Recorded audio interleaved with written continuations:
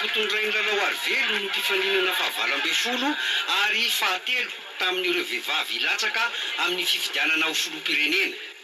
Nametraka ny atotan-taratasy ny mahakasika izay ny tenany miaraka tamin'ny Ankolafy Ravalomanana izay nanolotra azy ho mpifaninana ary taorian'izay dia nanentana ny ireo vahoaka mpifidy ny mba anaramaso ny anarany ao anatin'ny lisy mpifidianana eny anivon'ny Fokontany.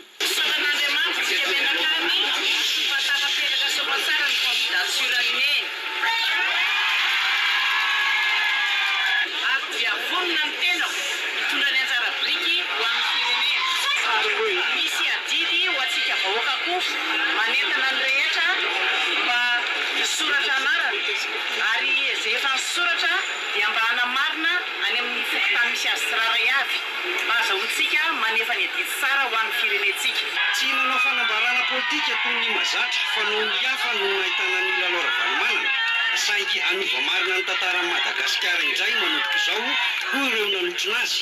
Nahitana ireo mpikambana eo anivon'ny governemanta sy ny kongresy avy amin'ny Ankolafy Ravalomanana teto amin'ny tokotanin'ny Ambohida Fohibe mpandray ny antotan-taratasy ireo mpilatsaka ho filoham-pirenena.